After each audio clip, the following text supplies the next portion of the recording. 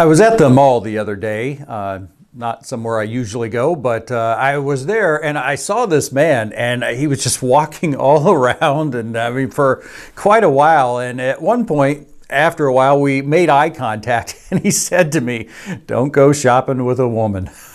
And I laughed, sort of that laugh that, yeah, I understand that happens when you go shopping with your wife. Although I will be the first to admit, if I found my way into an audio store and my wife was with me, she'd be waiting a while. So it goes both ways. But there's a couple verses, several verses actually. I'll read a couple examples from Psalms that talk about waiting on God. Psalm 25, verse 4 says, "Make me to know your ways, O Lord. Teach me your paths. Lead me in your truth and teach me, for you are the God of my salvation. For you I wait all the day long." Psalm 27, verse 14, "Wait for the Lord. Be strong and let your heart take courage. Wait for the Lord." Well, what's it mean for us to wait on God?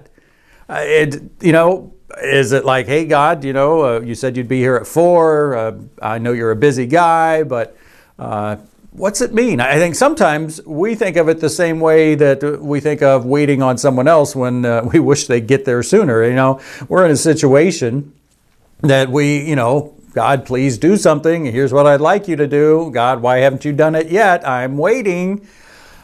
Is that what this means? I think we know, hopefully we know, it's not.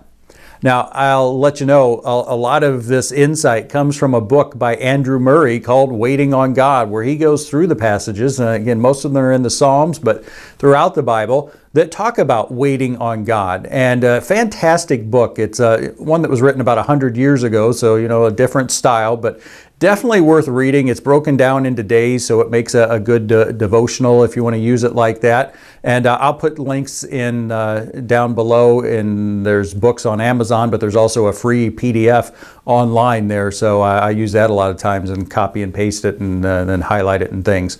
But there's two main elements to waiting on God. And I tell you, they have made such an impact on me to try to remember these and live them out. The first aspect of waiting on God is absolute dependence. I'm waiting on God because I realize I'm absolutely dependent on Him. Now, that doesn't mean that I don't do anything. I'm sitting on the couch, "Hey, God, I'm dependent on you. Could you bring me what I need?" No, I need to do what He's put before me. I need to be responsible, but I realize when it comes down to it, I'm dependent on Him, and not just dependent absolutely.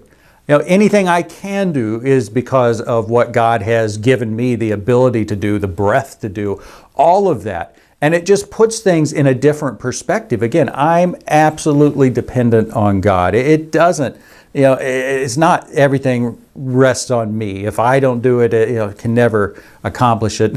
The other side of this, as we talk about absolutely dependent on God, it's to realize even what is best. I'm not able to even look at a situation and determine, here's what would be best, in the true sense of the word, best for God and His kingdom, best to bring glory to God. I'm dependent on God for that too. Now, as with the other, as with doing things, I need to do what I can. I need to act in the way, that makes sense in light of what God has shown me. But I realize it's God who I'm dependent on to do what's best, to even know what's best. Well, the other side of that waiting then is confident expectation. And I'm glad, the fact that we're absolutely dependent on God, again, I'm dependent on God, but I'm also confidently expectant God will do then what is best. He's able to, He knows what it is, well, He'll do it. God has that power. He has that wisdom. I can be confident. I can expect Him to do what should be done. Now, will we always understand why God does some things or certainly allows some things?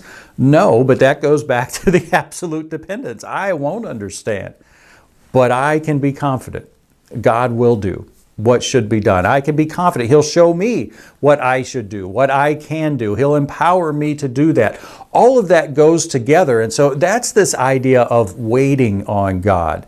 There is an aspect of waiting, a time element, but it's not focused on that as much as just realizing, wow, I'm waiting because God's the one who is in control and loves me. I think the two overlap a lot. Absolute dependence. I'm in control, or He's in control, so I'm dependent on Him. Confident expectation. He will work in the way that's best, that shows His love for me. I tell you, this idea is truly foundational. This is not just, well, this needs to be one element of your Christian life, put it on the list. No, this should undergird, under something, whatever, lay underneath as a foundation, like I said.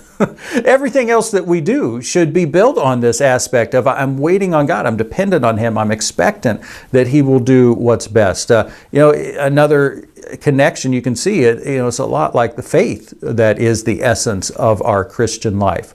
I trust, and again, I don't trust that God's going to do what I decide He's going to do or want Him to do. No, I trust in God, that He'll know what's best. He'll show what's best. I'm confident in that. And so it all ties together. I encourage you, get that book by Andrew Murray, read through it at least once, maybe every once in a while. It's just a good perspective, undergirding perspective for life as a believer. We're to walk by faith, not by sight. This is a key way.